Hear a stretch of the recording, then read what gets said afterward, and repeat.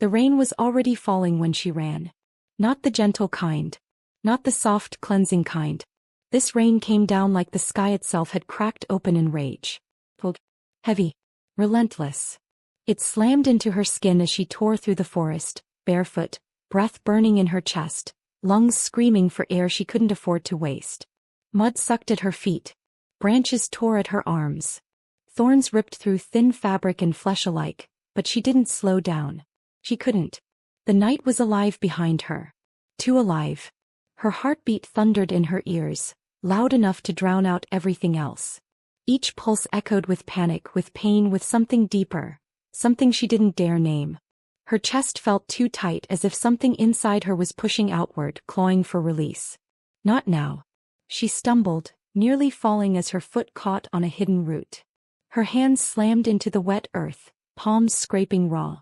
Pain flared, but it barely registered. What burned was beneath her skin. Silver heat. It pulsed through her veins, sharp and searing, like molten light trying to tear its way out. She clutched her side as a low cry tore from her throat, more animal than human. "Not now," she whispered, breath shaking. "Please. Not now." The forest answered with a distant howl. Too close. Her head snapped up. Fear surged fresh and hot through her chest as another howl joined the first. Then another. A chorus, echoing through the trees, circling her, hurting her. They were hunting her. Rain plastered her dark hair to her face as she pushed herself up again, legs trembling, muscles burning. Every step hurt. Every breath hurt. But stopping would mean something far worse than pain. She ran harder. Branches blurred past her. The ground sloped downward, slick with mud and fallen leaves. Lightning flashed overhead, briefly illuminating the forest in sharp white light, and in that instant she saw it. Claw marks. Fresh. Scored deep into the trunks of ancient trees. Her stomach dropped. They were close. Close enough that she could feel them now. That pressure in the air. That animal awareness pressing against her mind, testing her, tasting her fear. Her heart slammed harder. She didn't know how much longer she could hold it back. The power inside her surged again, violent this time, lighting her nerves on fire. The ground beneath her feet trembled just slightly, as if responding to her panic. She gasped, stumbling to a stop. "No," she whispered. "No, no, no." She pressed her hand to her side, to the place where the heat was strongest, where something ancient and wild coiled beneath her skin. If it broke free now. She squeezed her eyes shut, teeth clenched so hard her jaw ached. Not here. Not like this. The howls drew closer. She could hear their breath now. Heavy. Eager. The sound of predators who knew their prey was slowing. Her vision blurred. Tears mixed with rain as fear threatened to swallow her whole. She wasn't afraid of dying. That was the cruel part. She was afraid of what would happen if she lived. Another crack of thunder split the sky. The forest shook. Leaves fell in a sudden rush, as if the world itself flinched. She staggered forward again, lungs burning, chest heaving. Her bare feet hit cold stone, rock rising from the earth like a jagged spine. She barely registered it before pain lanced up her leg and she went down hard. The impact knocked the air from her lungs. She lay there, gasping, rain soaking into her clothes, her hair plastered across her face. For a moment she couldn't move. Couldn't think. Only feel. The silver heat surged again. Stronger. Closer. A sound tore from her throat, half sob, half snarl. "No," she whispered again, weaker this time. "Please." The forest went quiet. Not peaceful. Hunting quiet. The kind that presses against your ears until your skin crawls. Her heart hammered as she pushed herself onto her elbows. Mud coated her palms. Her hands were shaking so badly she could barely feel them. Then she smelled it. Not rain. Not earth. Not blood. Something else. Something sharp and clean and dangerously intoxicating. Male. Powerful. Cut through the storm like a blade. Her breath caught in her throat. Every instinct inside her screamed at once.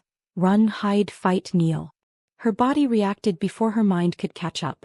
The silver fire in her veins flared, answering something unseen. A presence stepped into the clearing. She didn't see him at first. He felt him. The weight of him pressed against the air, bending it. The storm seemed to hesitate, rain falling softer, slower, as if even the sky was unsure whether to continue. Her heart stuttered. Boots crunched against wet leaves. Slow. Measured. Unhurried. Predatory. She dragged herself backward, breath coming in shallow gasps, eyes wide as a shadow detached itself from the trees. He was tall. Broad. A silhouette carved from darkness and moonlight. Rain slicked down his shoulders, tracing the lines of muscle beneath his coat. His presence filled the space between the trees, between breaths, between heartbeats. He stopped a few feet away. Didn't rush her. Didn't reach for her. Just stood there watching. She could feel his gaze on her like heat against her skin. Her instincts screamed at her to run. Her body refused. Her lips parted but no sound came out. The air between them hummed. Slowly, deliberately he tilted his head, studying her like something rare. Dangerous. Familiar. Then his voice cut through the rain. Oh. Rough. Steady. You shouldn't be here, little flame. The words hit her like a blow. Her breath hitched. He knew. She didn't know how, but she knew. He knew exactly what she was. Her fingers curled into the mud as panic surged again. She tried to speak, to lie, to deny it, but all that came out was a shaky breath. I can't. Her vision swam. The silver heat flared violently, pain ripping through her side as if something inside her were clawing to be free. She cried out, collapsing forward. The ground beneath her shuddered. Not violently. Mournfully. His body went still. For the first time something like shock crossed his face. Easy, he said, voice lower now, rougher. Don't let it take you. She laughed weakly, tears streaming down her face. I don't know how to stop it. His jaw tightened. He took a step closer.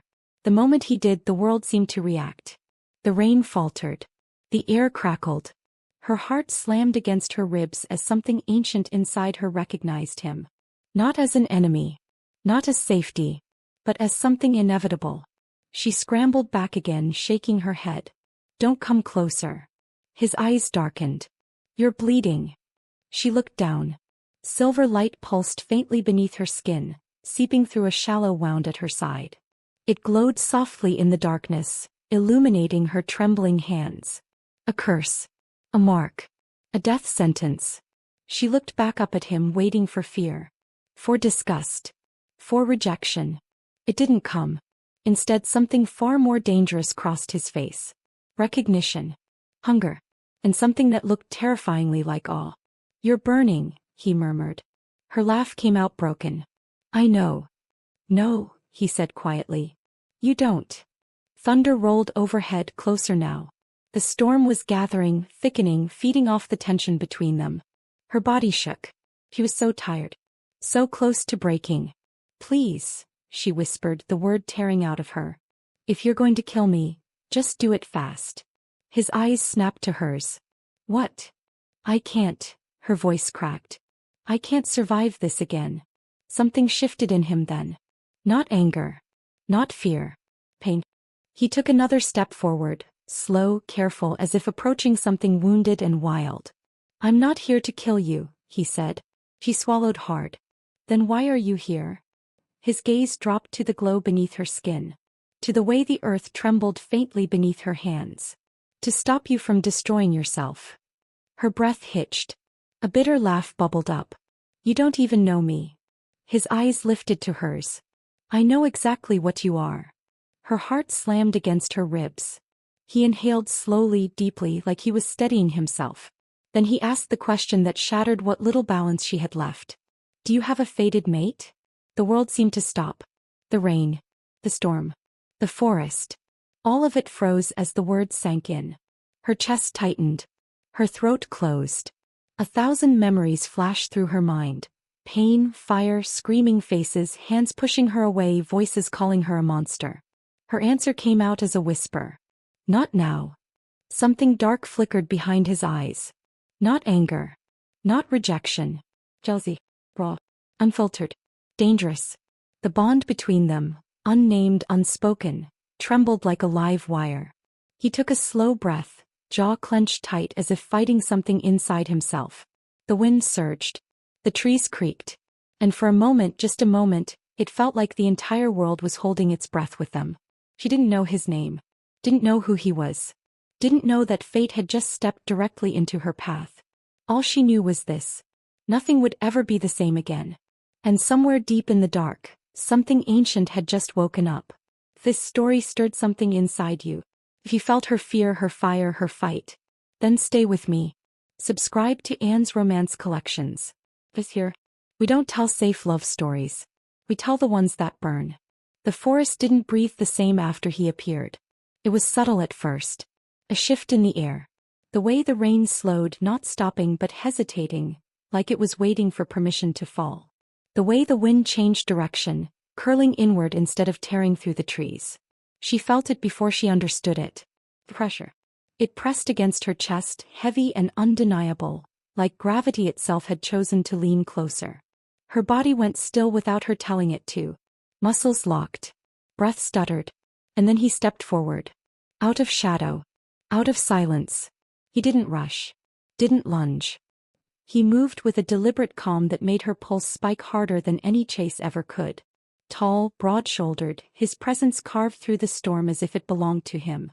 Rain slid down his dark hair, traced the sharp planes of his face, soaked into the heavy fabric of his coat.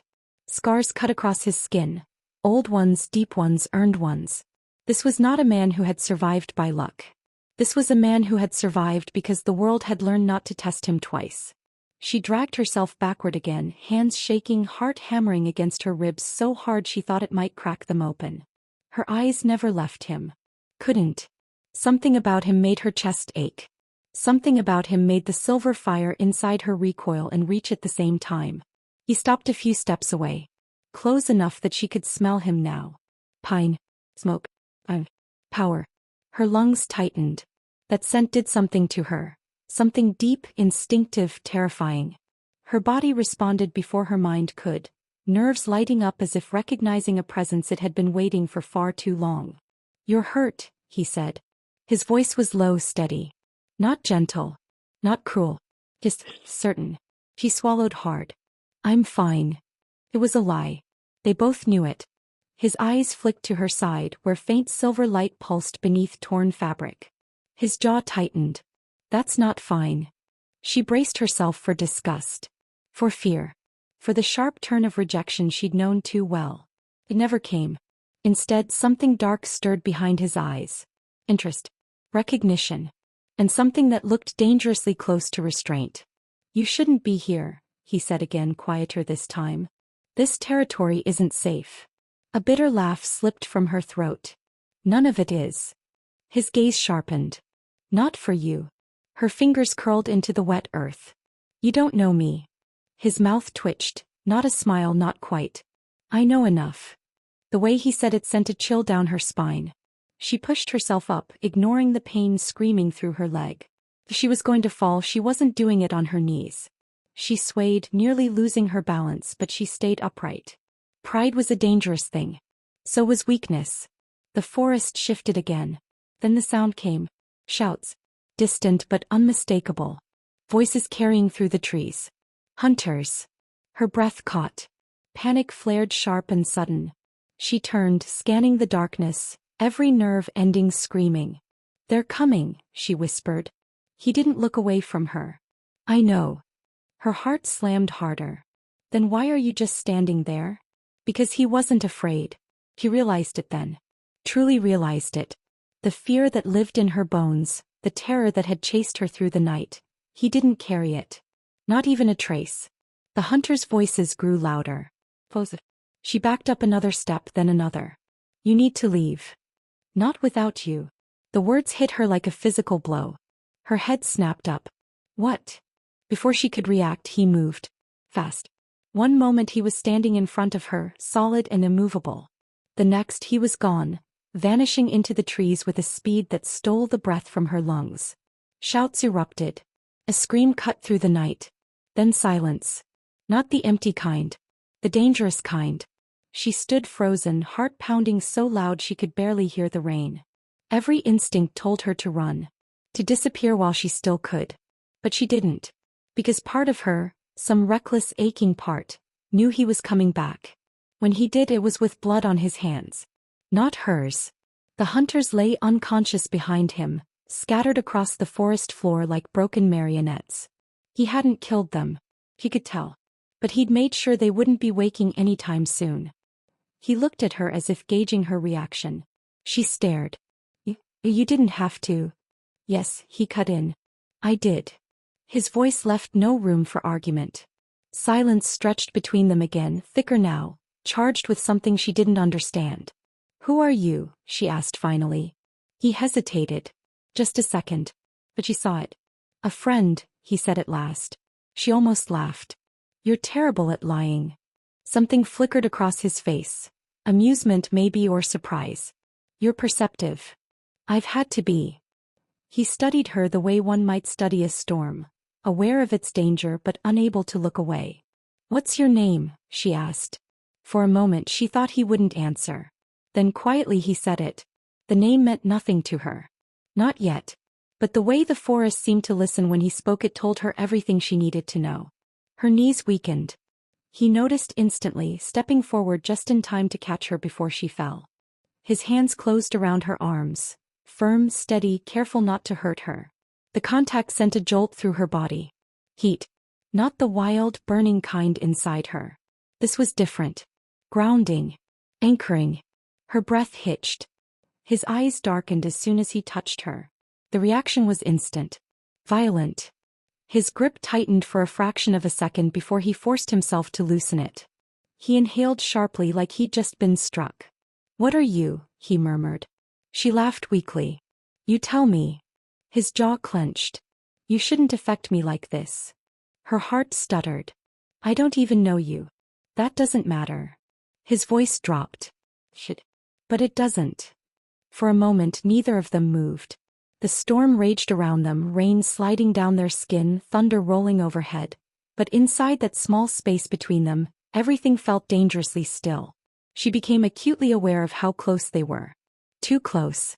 Close enough to feel the heat of his body through the damp air. Close enough to smell him, earth, steel, and something darker. Her knees gave out.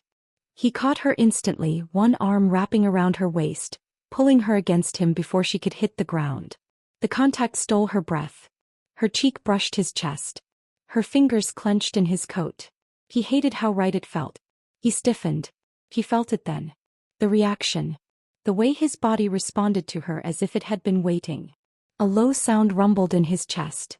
Barely restrained, barely human. His grip tightened involuntarily. Then he pulled back sharply as if burned. "Don't," he said, voice rough. "Don't do that." Her heart raced. "Do what?" "Whatever it is you're doing to me." She laughed softly, breathless and broken. "I'm barely standing." His eyes burned into hers. "Exactly." He turned away, running a hand through his hair as if trying to steady himself. "You're dangerous," he said again. She flinched. "I know." "No," he snapped, turning back. "Not like that." His gaze softened just slightly. "Dangerous because you don't know what you are." Her chest tightened. "You think I want this?" she whispered. "You think I chose to be hunted?" He looked at her for a long moment. Then quietly, "No." The word carried weight. "Understanding." He stepped closer again, slower this time. "Careful. You don't belong out here," he said. "Not alone. Not like this." "And what choice do I have?" she asked. His eyes searched her face as if looking for something he wasn't ready to admit. "You come with me." Her heart skipped. "Where?" "Somewhere they can't touch you." She shook her head immediately. "I don't even know you." "That's true." "Then why should I trust you?" His jaw tightened. For a moment he looked almost conflicted. Then he said the words that made her breath catch. "Because if I wanted you dead, you wouldn't still be standing." Silence fell again. The truth in his voice was terrifying. And comforting. Her legs finally gave out. This time he didn't hesitate. He caught her fully, lifting her off the ground with ease. Her body tensed, but he held her securely, carefully, as if she were something fragile instead of something dangerous. Her head rested against his shoulder before she could stop it. The world tilted. He breathed him in. For the first time since the chase began, she felt safe. The realization terrified her. He started walking. "Hey," she murmured weakly. "You didn't answer me." He glanced down at her. "About what?" He swallowed.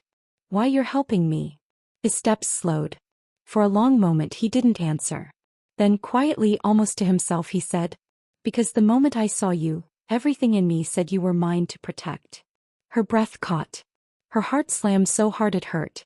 She forced the words out before fear could stop her. "Do you have a fated mate?" His body went rigid. He stopped walking. Slowly, deliberately, he looked down at her. The silence stretched, heavy and electric. Then, in a voice edged with something dangerous, he asked, "Do you?" Her lips parted. The truth rose up, raw and unguarded. "Not now." Something dark flashed in his eyes. Not anger. Jealousy. Possession. Hunger. The bond between them shuddered, invisible but undeniable. His jaw clenched as if he were fighting something deep inside himself. "Then you shouldn't be this close to me," he said. But he didn't let her go.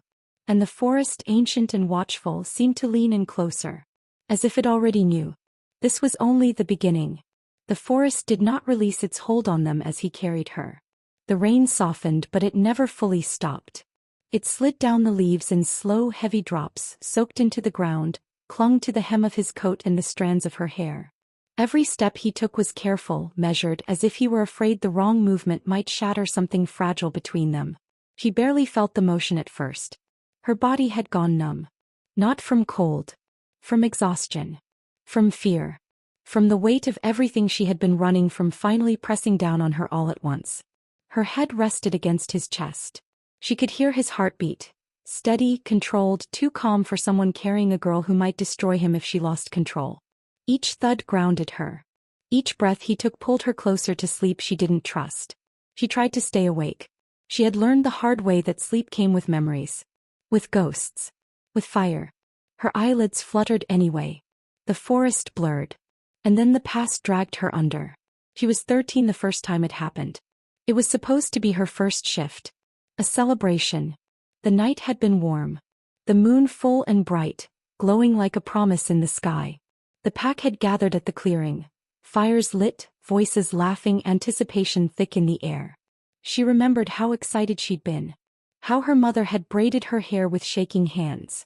"You'll be beautiful," her mother had whispered, smiling through wet eyes. "Just like your father." She remembered the pride in her voice. The hope. The way everyone had watched her step into the circle. She remembered closing her eyes. Waiting for the pain. Waiting for fur. Waiting for the pull of the wolf she'd been told lived inside her. The pain came. But it wasn't the pain they'd warned her about. It wasn't the tearing, reshaping burn of a normal shift. This pain was different. Hotter. Sharper. It didn't roll through her body. It exploded. She screamed. Not from fear but from fire. Silver light tore through her veins, searing through muscle and bone.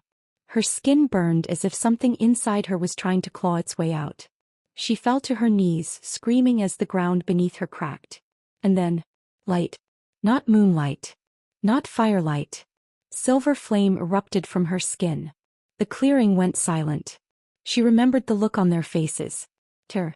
She remembered the way the flames didn't consume her, but everything around her. Grass shriveled. Stone blackened.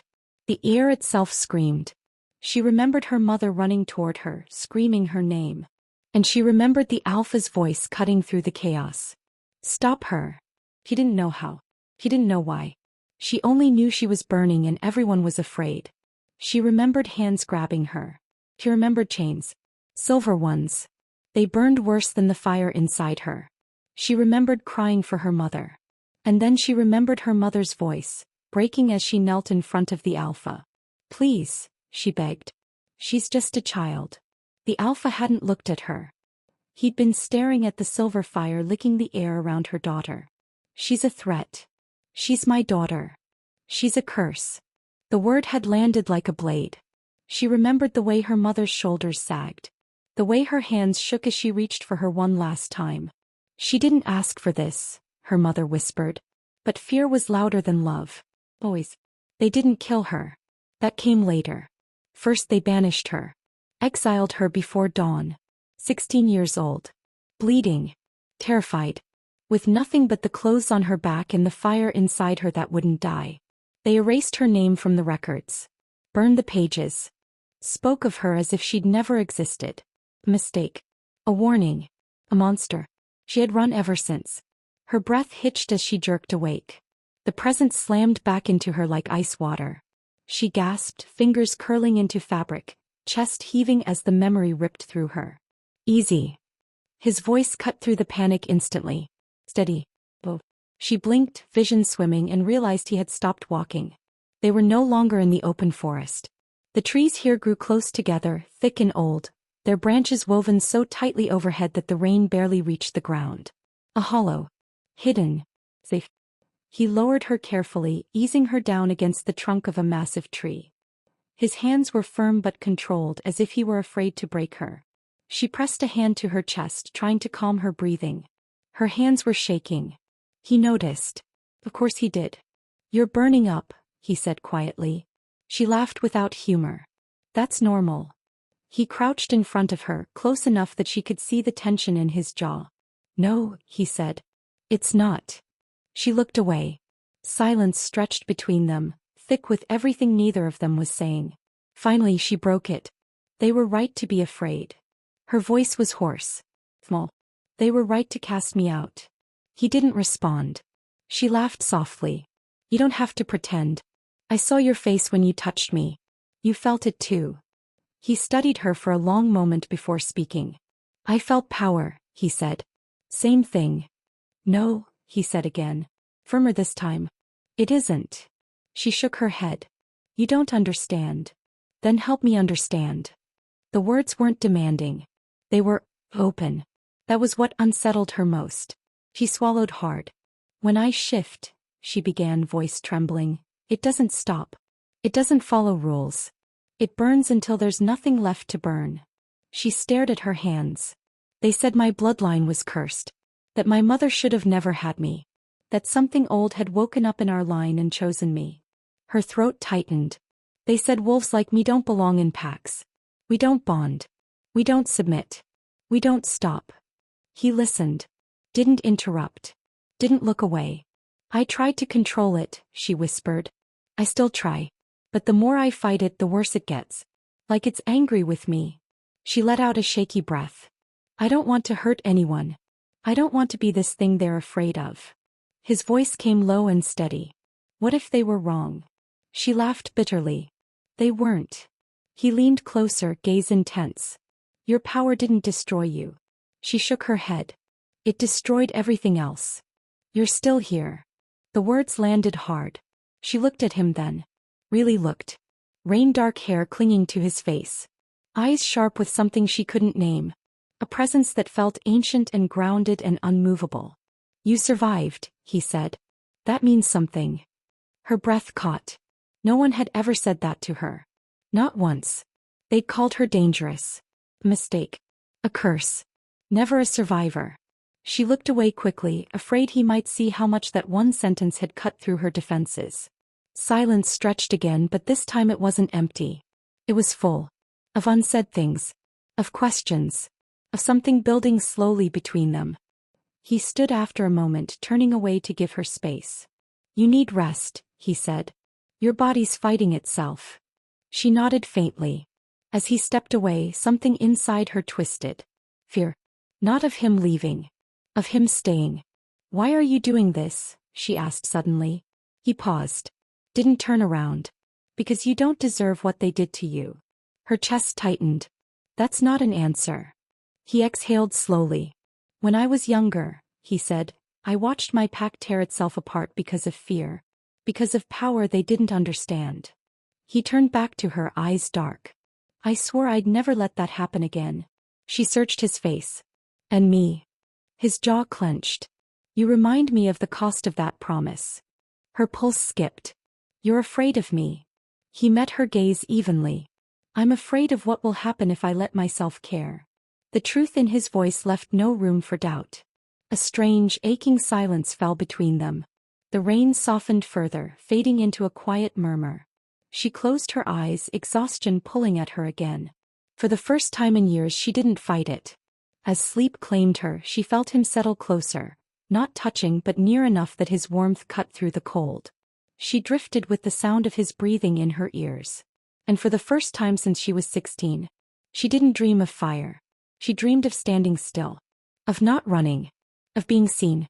And somewhere deep inside her, something ancient stirred, not in rage, but in recognition. The forest watched them in silence, waiting, because it knew what she did not yet understand. The fire inside her had never been meant to destroy. It had been meant to choose.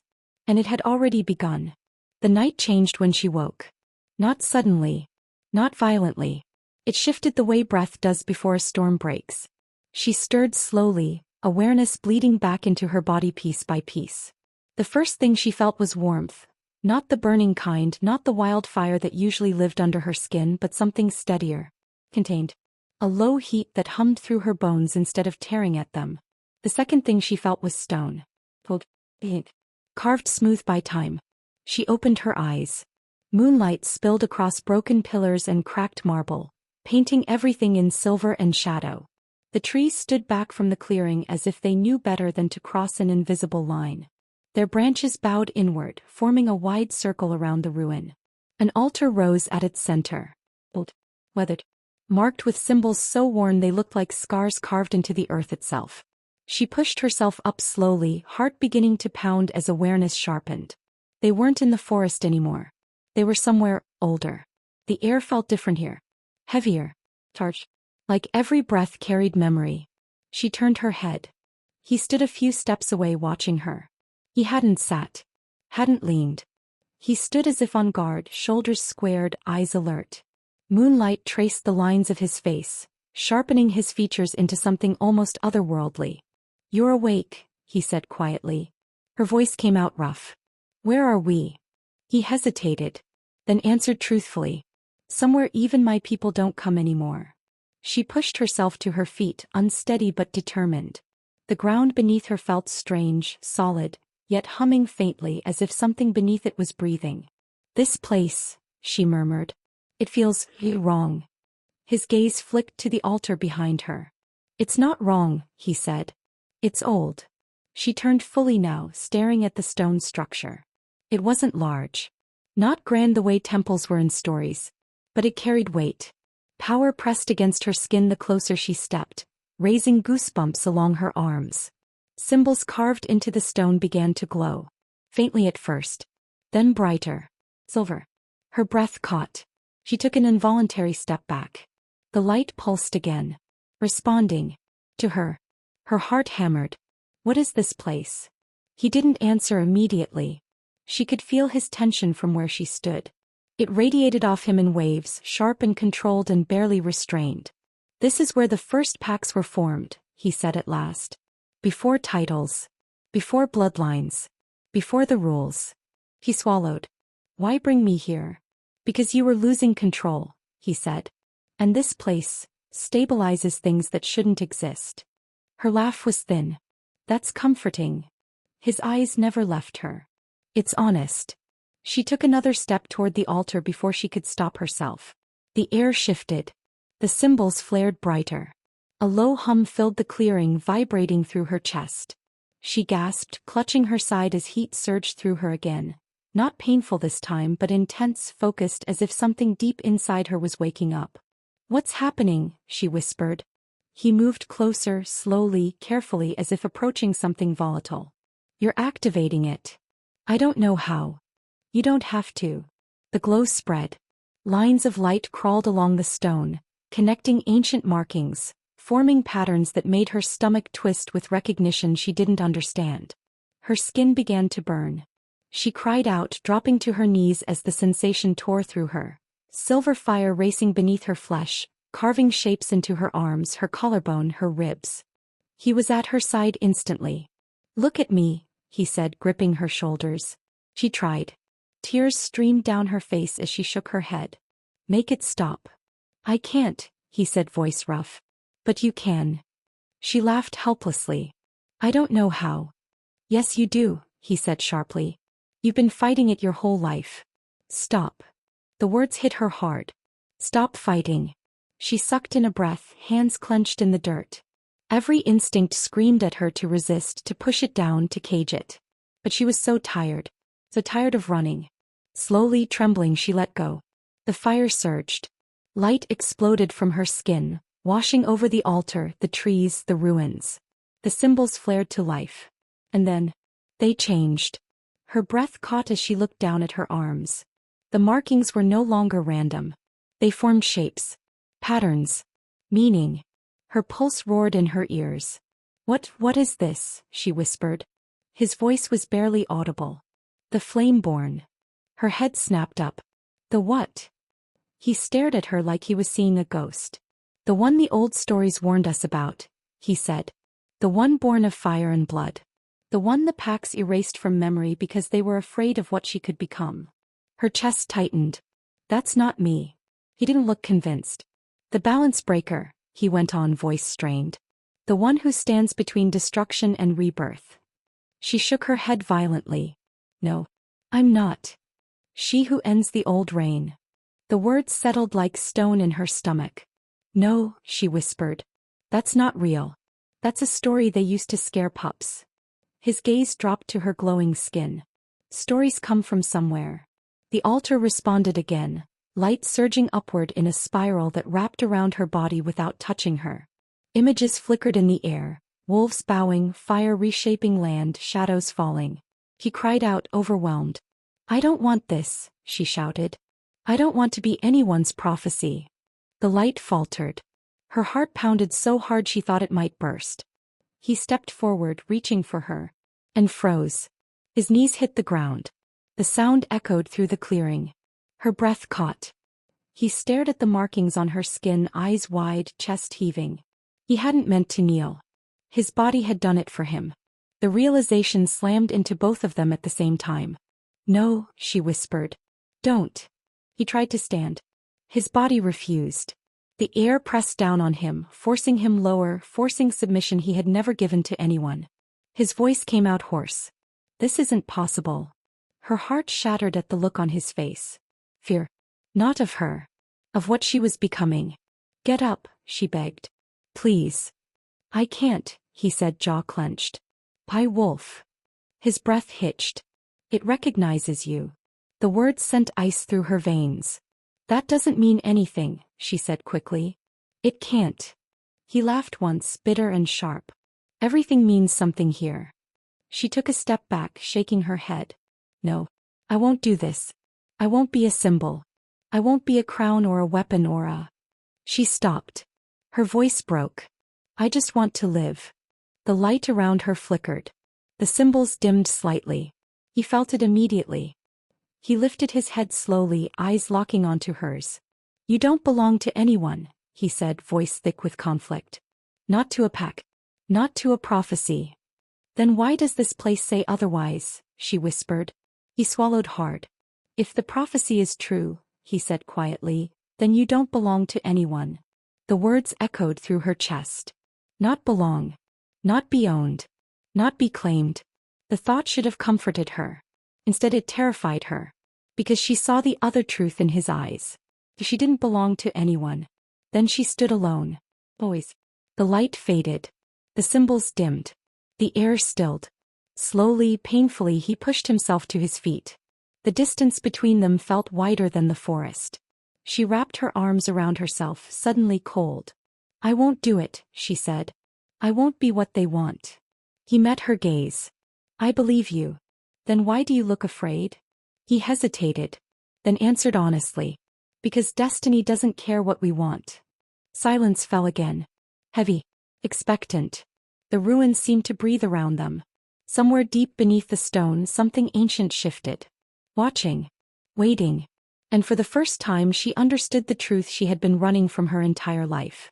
The fire inside her was never meant to destroy her.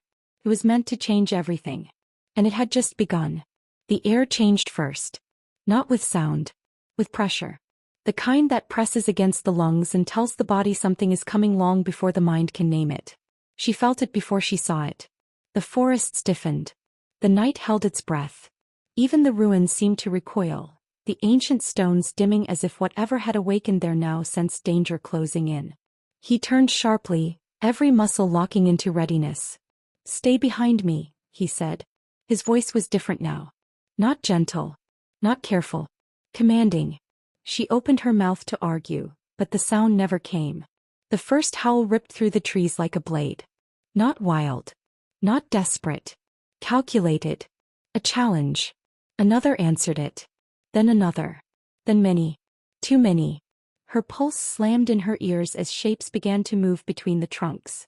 Dark forms, fast and silent, circling wide. The air filled with the stench of unfamiliar wolves. Aggression, hunger, something bitter underneath it all. Rival pack. She knew it instantly. They didn't hide their intent. They wanted her. The alpha stepped forward, placing himself fully between her and the forest. His shoulders squared. His jaw tightened. She could feel the shift in him. The barely contained violence, the wolf straining beneath skin that suddenly felt too thin. Stay here, he repeated. The command wasn't cruel. It was protective. It made her chest ache. The first of them emerged from the trees. Scarred. His eyes gleamed with cruel intelligence as they swept over the ruins, the altar, and finally her. A slow smile curved his mouth. So, the stranger said. It's true. More figures stepped into the clearing. 5, 6, 8. They formed a loose circle blocking every exit.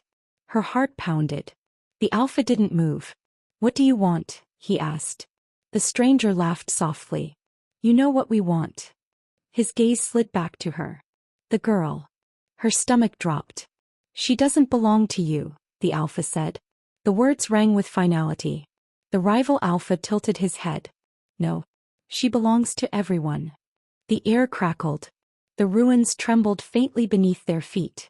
She felt the fire inside her stir again, responding to the threat. The rival alpha's eyes lit with something close to reverence. There she is, he murmured.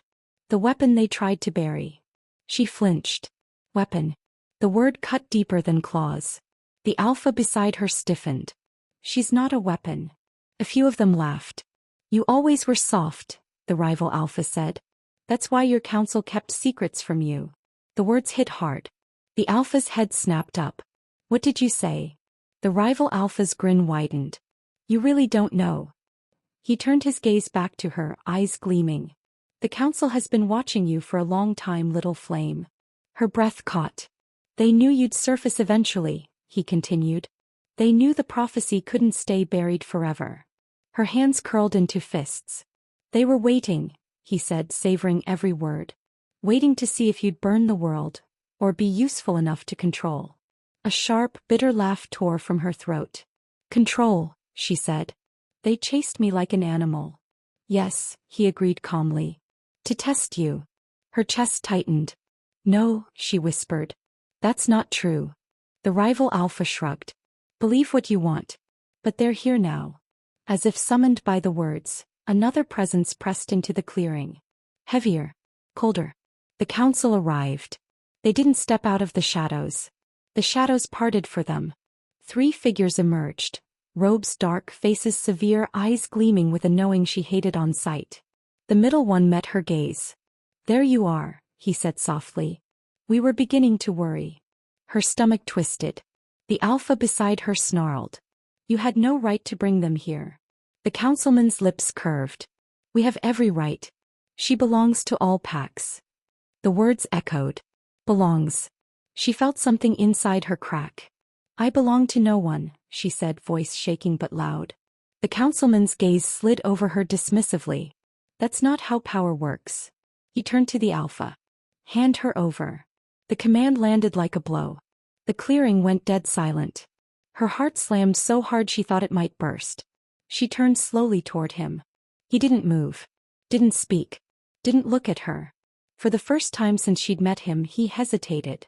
Just for a second. Just long enough. Her chest caved in. The rival alpha noticed. A cruel smile curved his mouth. There it is, he said softly. The choice. Her breath came in short, sharp gasps. She waited. Waited for him to say no. Waited for him to step forward. Waited for him to choose her. The councilman's voice cut in again, smooth and deadly. You know what she is. You know what she'll become. If you protect her, you doom your people. The alpha's jaw tightened. She saw the conflict tear through him. Duty. Fear. Power. Her heart broke in real time. Say something, she whispered. He didn't. The silence stretched. And in that silence she understood. It wasn't that he wanted to give her up. It was that he couldn't yet choose her over everything else. That single hesitation shattered something inside her. She stepped back. The ground trembled beneath her feet. "No," she said, shaking her head. "Don't." The alpha finally moved. "Wait."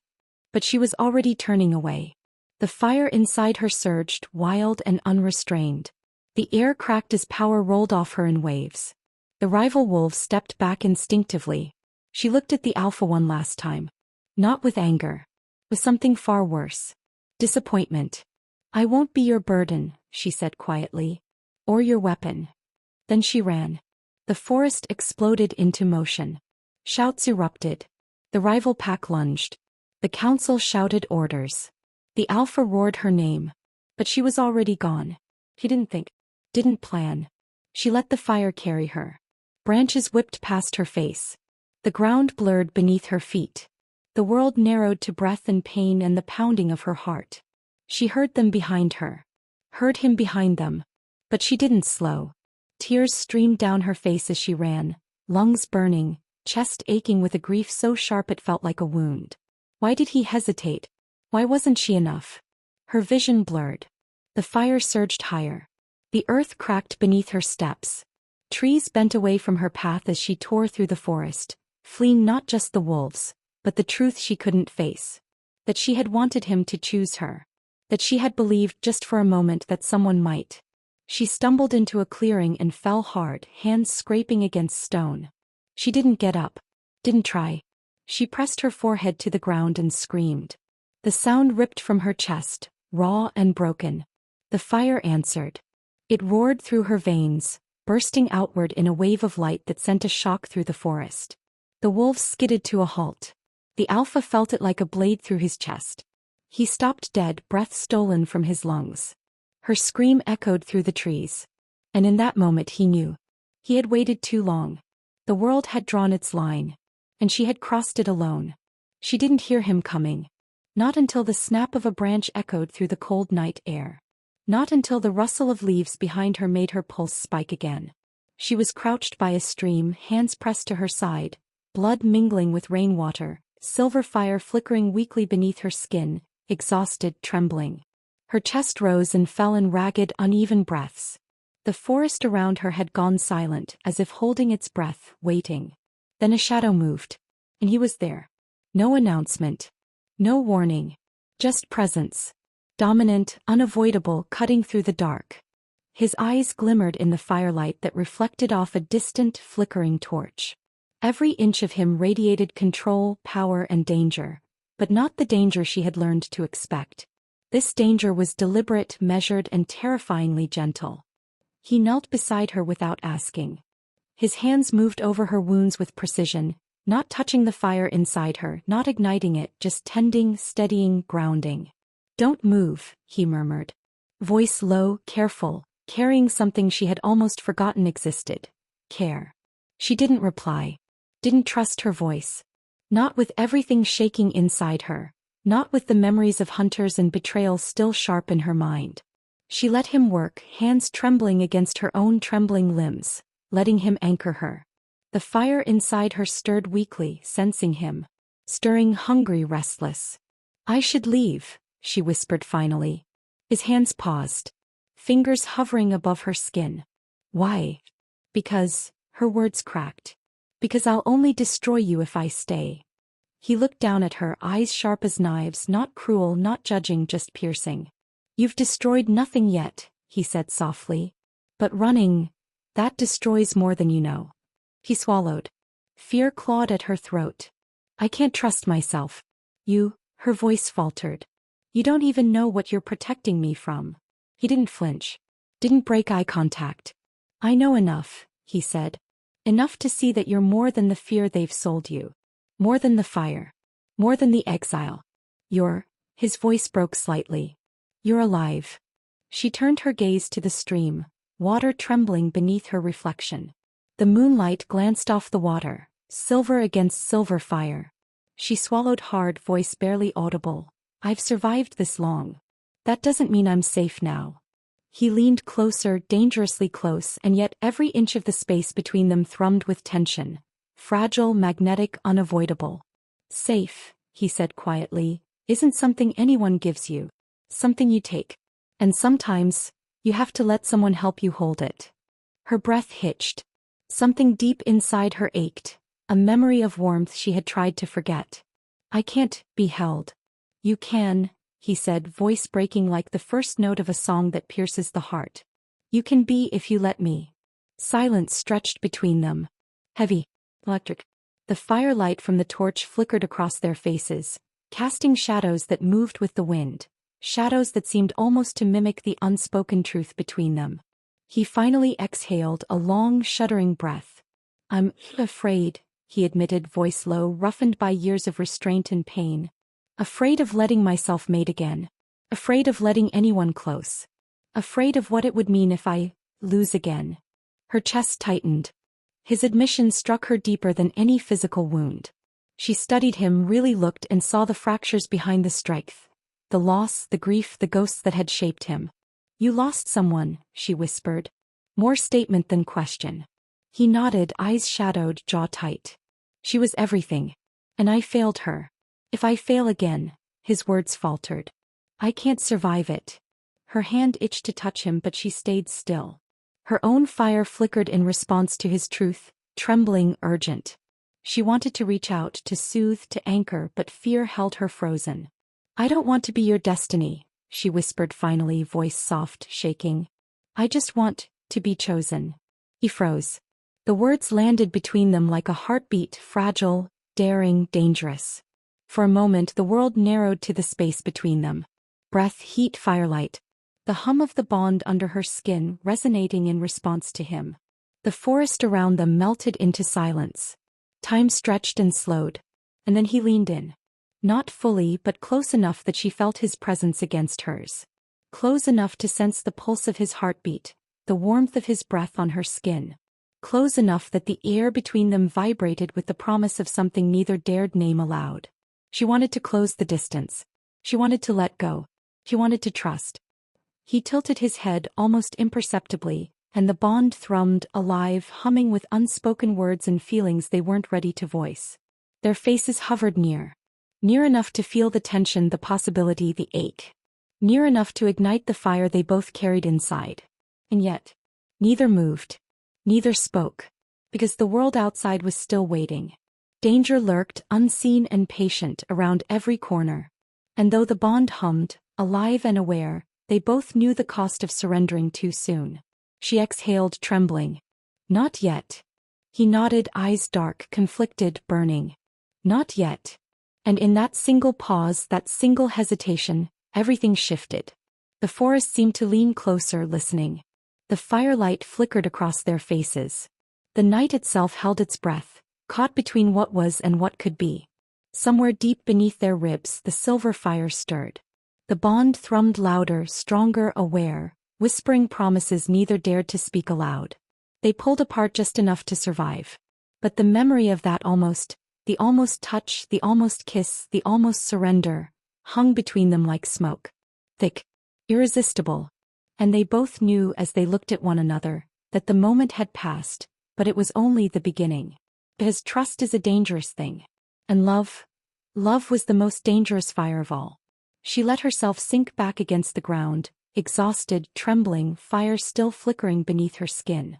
He remained kneeling, silent, watchful, eyes dark with conflict. His wolf stirred beneath him, restless, anxious, straining toward her. He wanted to bridge the gap, to pull her close, to anchor her fire, to claim what he had almost dared to admit belonged to him. But he didn't. Not yet. Not until the world made room for them both. And as the night deepened, the bond between them pulsed, alive, unbreakable, and whispering secrets neither could yet voice aloud. The forest held its breath around them. The fire burned. And in that quiet ache of almost everything changed. The night exploded into chaos. She had barely begun to understand the rhythm of the forest when the trap snapped shut. Shadows stretched unnaturally, twisting around her like fingers, and the council emerged from the darkness, their robes slicked with rain, faces hidden beneath hoods. Their voices were calm, chillingly precise, as if they were reciting scripture instead of condemning her to chains. Before she could react, hands grabbed her. Hands she hadn't seen coming.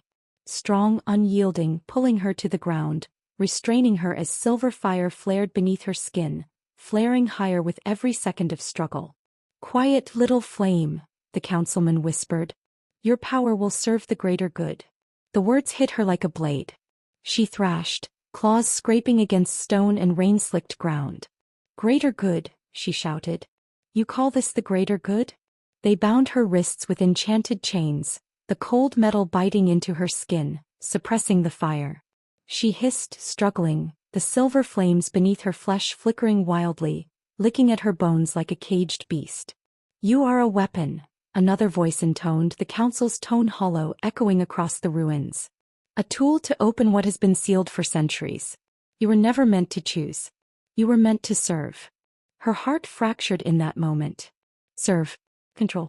The chains bit and her fire pulsed, trying to break free. She glared at the council, voice trembling, raw with fury and disbelief. "I am not yours." And then, the gate responded. A trembling, ancient stone monolith deep within the ruins groaned, sealing runes glowing as they recognized the forbidden energy she carried. The silver fire in her veins roared in resonance, cascading outward in wild, uncontrolled bursts, and with a shuddering crack, the ancient seal began to peel away. Her scream tore through the night, raw and unrestrained. It carried pain, rage, fear, and betrayal all at once. The sound vibrated through the forest, shaking leaves from branches, stirring shadows that had slept for centuries. Through the chaos, her eyes searched for him. Velva. The one she had almost trusted. But he wasn't there. Not when she had needed him the most. Not when every shred of control she had fought to maintain was being ripped from her. Her voice broke. "Where are you?" she cried, breathless, trembling. "You promised." The council's laughter answered her. Hollow. Merciless. They didn't need him.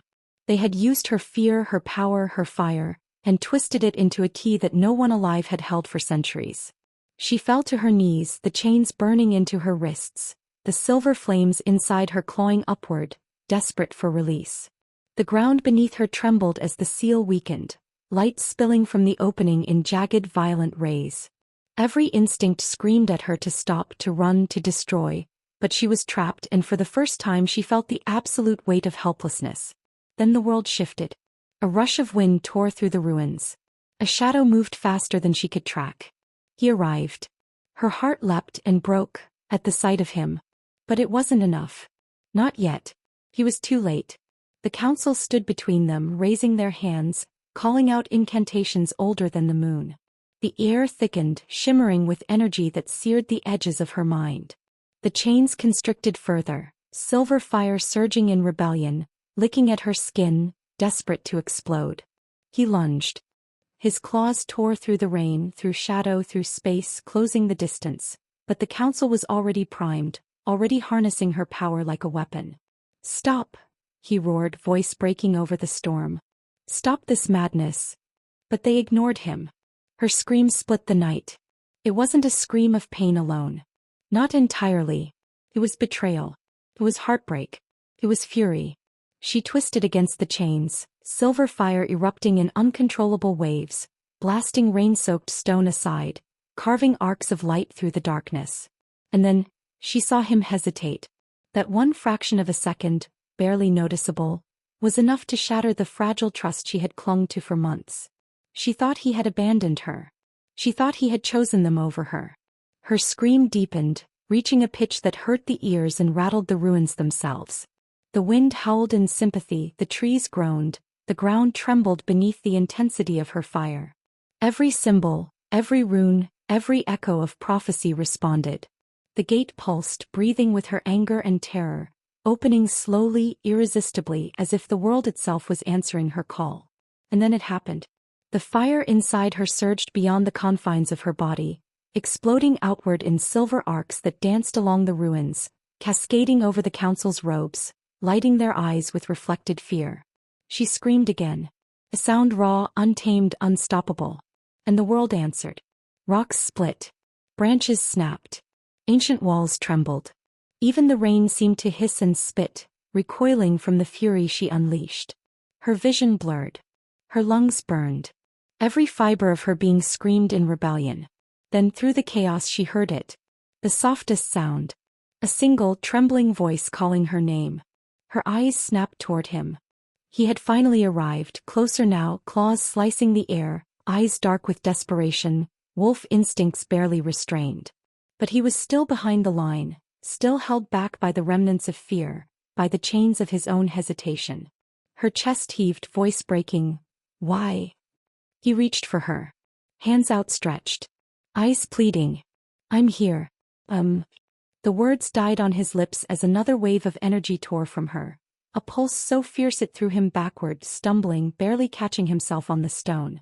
She gasped, wild and shaking, body racked with fury and exhaustion. You were too late, she screamed, tears streaking through rain and firelight. I needed you. The council faltered, frightened, their control wavering under the sheer intensity of her wrath. He lunged again, closer this time, until the wind from his movement carried her hair back, brushing her cheek. She wanted to hate him for that hesitation. She wanted to scream at him, to curse him for the 1 second that had felt like a lifetime of betrayal. And yet, the bond hummed. Beneath the fury, beneath the fire, beneath the raw grief and betrayal, the bond pulsed. Stronger. Sharper. Alive. It whispered in resonance with him as if reminding them both that choice, dangerous, terrifying choice, was still possible. But she didn't hear it. Not yet. All she felt was the fire, the rage, the betrayal, the absolute need to survive, to break free, to burn the world that had dared to cage her. Her scream split the air once more, and the ruins themselves trembled, answering her fury. And somewhere deep beneath the chaos, the gate began to respond. The world had shifted. The mask had dropped. And nothing would ever be the same again. The night trembled. Not softly. Not subtly. But like the sky itself had cracked open. The silver fire that had long simmered beneath her skin now roared like a living thing, unstoppable, wild, cleansing. Every breath she drew fed it, every heartbeat sent it surging outward. It was no longer hers alone. It was theirs, the ancestors, the forgotten flames of generations who had burned and been erased, whispering through her veins, guiding, commanding, awakening. Her body lifted from the ground slightly, as if the force within her refused to be constrained. The chains of the council melted into sparks at the touch of her power, dissolved by the heat and purity of her rage and will. They had tried to cage her. They had tried to control her. They had called her a weapon, a tool, a key to open ancient gates. And now she was more than all of that. The ruins around her shuddered, stones splitting, carvings flaring as the energy pulsed outward. A wind tore through the trees, carrying the scent of silver flame and rain-soaked earth. Lightning arced across the sky, not in anger but in recognition, as if the heavens themselves had bent to witness the emergence of something older, stronger than any pack, any prophecy, any rule. The Alpha stumbled toward her, eyes wide, chest heaving. His claws scraped the stone, gripping desperately, trying to reach her, to anchor her, to remind her that someone still stood beside her. Don't, he shouted, voice strained. You'll destroy. I am not your sacrifice, she screamed, voice ringing across the ruins, echoing through the trees, bouncing off the distant mountains. The words were fire, a declaration, a breaking of chains, a proclamation of independence. The council faltered, their spells faltering under the intensity of her power. Faces twisted with fear and disbelief as they realized that the girl they had tried to control was no longer something to be commanded. She was a force. Entirely alive, entirely unstoppable, and entirely hers. The silver flames coursed over her skin, spilling from her arms, her legs, her chest, flickering in the air as they traced symbols she had never consciously drawn, symbols that were ancient, sacred, and profound. The language of her ancestors burned bright, carrying messages older than the packs, older than the rules of dominance, older than the councils that had feared her. And through the fire she heard them. Whispers. Not words exactly but meaning. Guidance. Approval. Recognition. Balance. They breathed through her. Force, they whispered. Not weapon, not queen, the one who stands. Her breath hitched, chest heaving. Her hands shook, raised to the heavens, to the broken sky. Her fire roared, a beacon, a warning, a light in the storm. The Alpha fell to his knees before her, not in submission, not in surrender, but in awe. Every line of his body tensed and released with every pulse of her energy. He had never seen power like this. Not in wolves, not in packs, not in any of the legends he had believed, trained to fear, trained to respect. She looked down at him, silver fire reflecting in her eyes, hair whipping around her face, dripping rain glistening like molten silver. I was never meant to be controlled, she said, voice steady now, resonant, powerful. Every word carried weight. Every word carried authority. The council moved to strike again, foolishly, as if they could withstand her unleashed force. But the air itself turned against them. Lightning ripped through the sky, following her intent, striking the ground around them in jagged arcs that left scorch marks, shattered stone and fear in their eyes. She released a pulse of silver flame that rolled outward in waves, knocking them off balance, disarming their illusions and stripping their authority bare. She stepped forward, chains melted away, fire swirling around her, eyes blazing like twin moons. Every movement carried the weight of generations, every step a claim, a statement that she belonged to no one but herself, that she answered to no prophecy but her own heart. The gate, once sealed and controlled by the council, opened fully, responding to her command alone. Ancient energies surged, reverberating through the ruins, washing over the forest, the mountains, the rivers. The world itself seemed to bow to her presence, acknowledging the power she had never wanted, the force she had never asked for, the destiny she had long tried to run from. She did not step forward to claim a crown. She did not seek dominion over the packs. She did not ask for praise or fear. She claimed balance.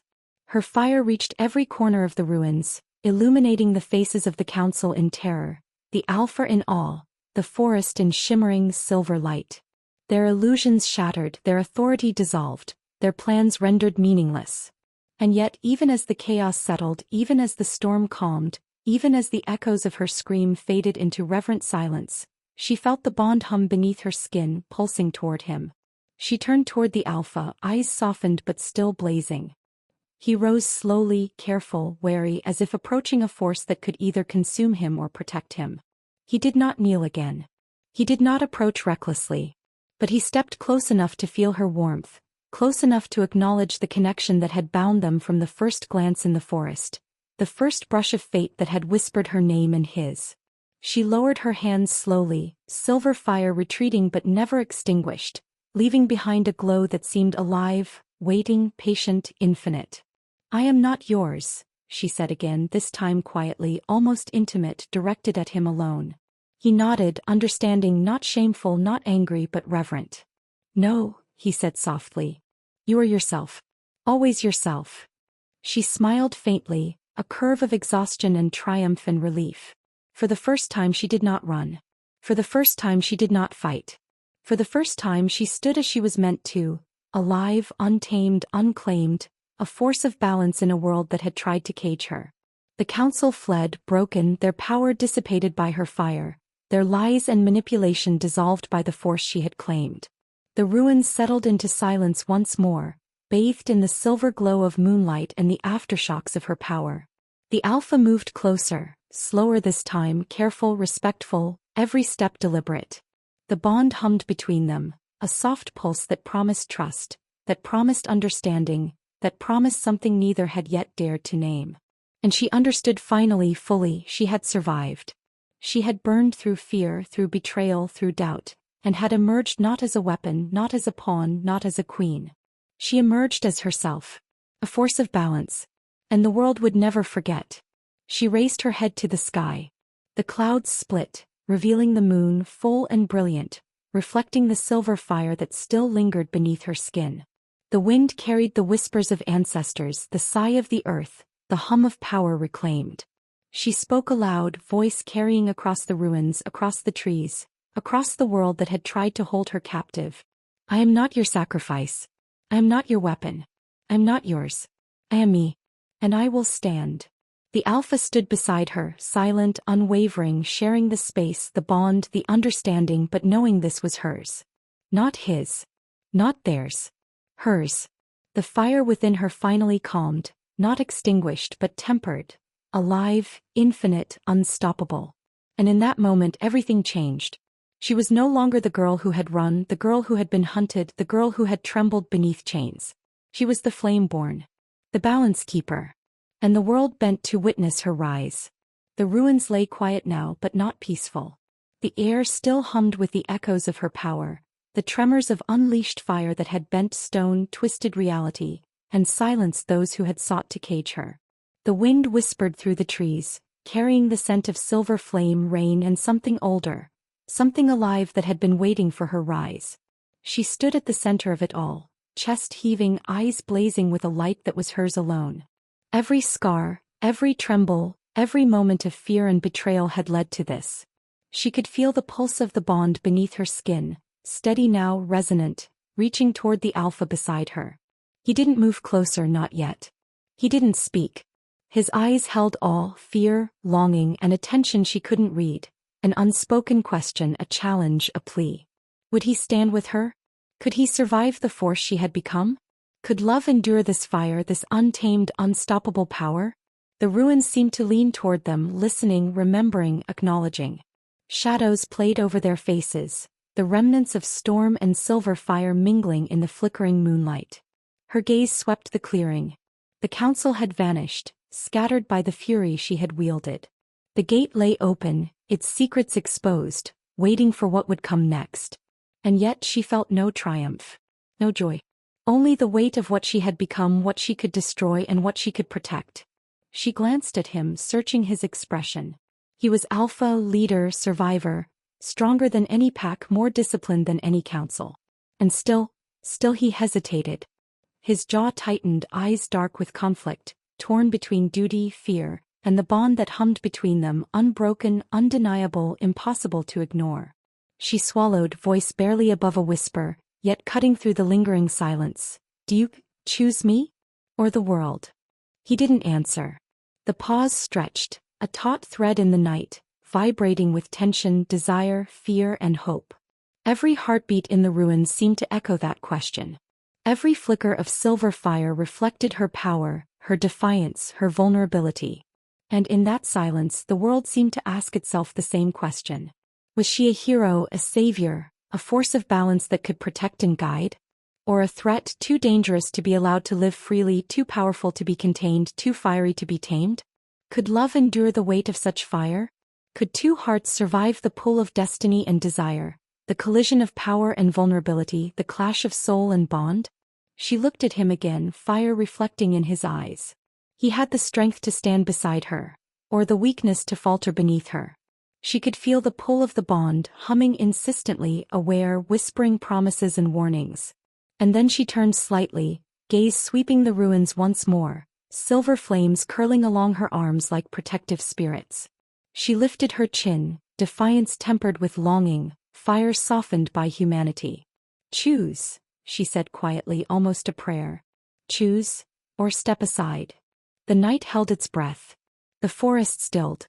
The ruins themselves seemed to lean closer, waiting, watching, aware. Every heartbeat, every flicker of silver fire, every drop of rain became sacred. And in that quiet, charged moment, the question lingered. Will he stand with her? Will he fall beneath her?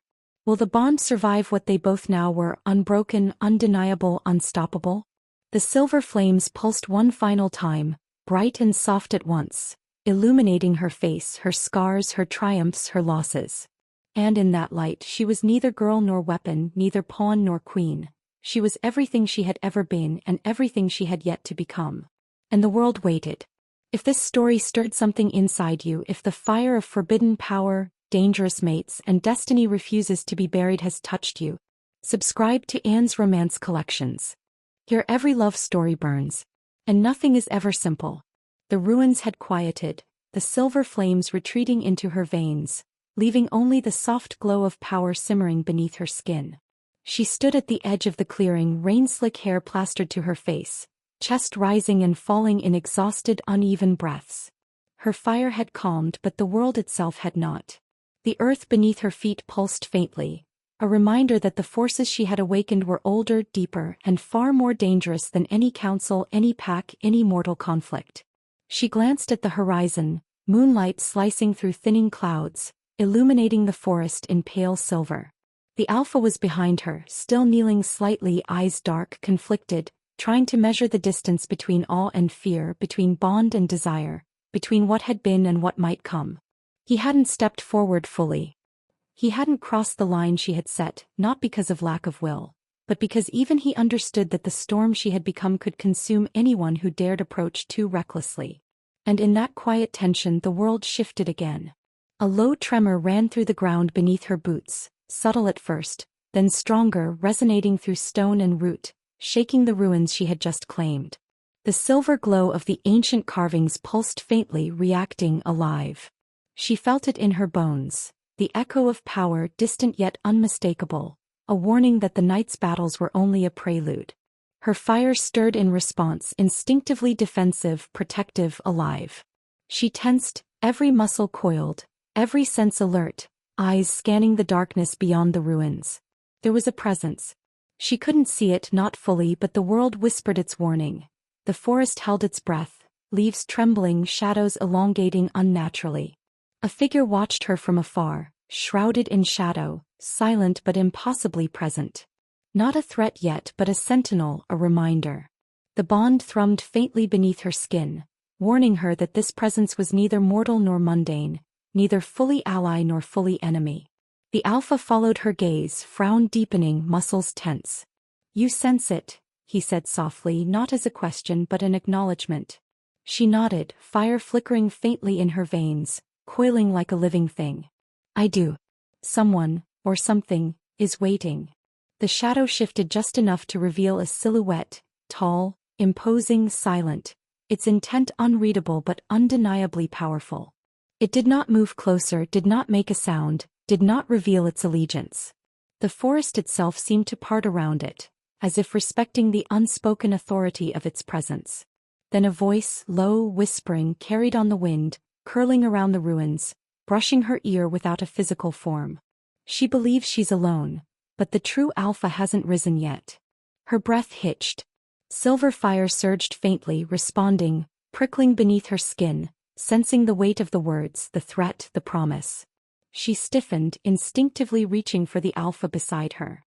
He stepped closer, cautious, aware of the tension she couldn't yet name. Their bond pulsed in response to the whisper, vibrating with unanswered questions and dangerous anticipation. She didn't speak, couldn't yet. Words felt fragile, inadequate. Instead she stood, chest heaving, eyes scanning the darkness, muscles ready, senses stretched taut. She had survived hunters, betrayal, councils, and the unleashing of a power that had reshaped the night itself. But this was different. This was ancient. Waiting. Patient. Calculated. And it was watching. The ruins whispered around her, the stone echoing faintly with traces of the silver fire that had surged, the wind carrying the scent of rain, blood, and old magic.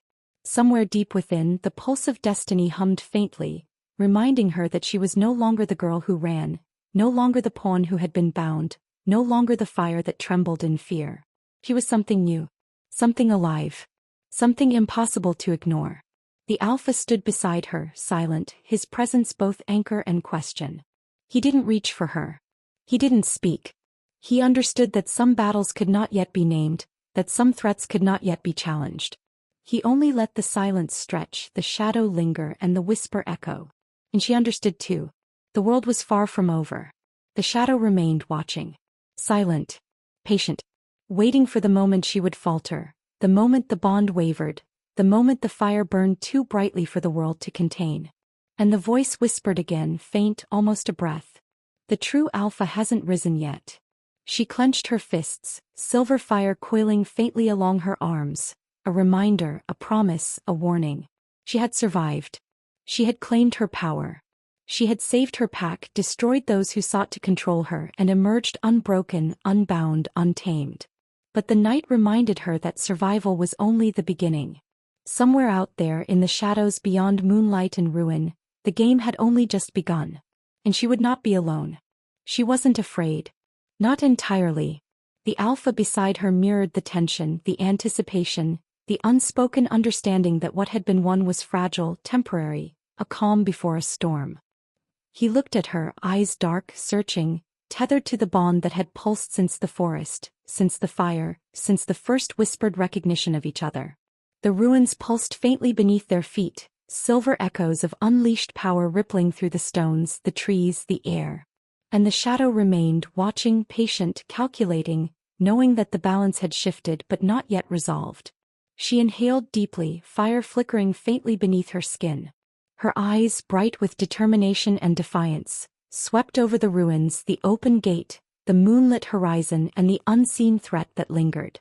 This wasn't over. Not by a long stretch. And somewhere in the shadows the world waited, breathless, knowing that when the true alpha rose, nothing would ever be the same.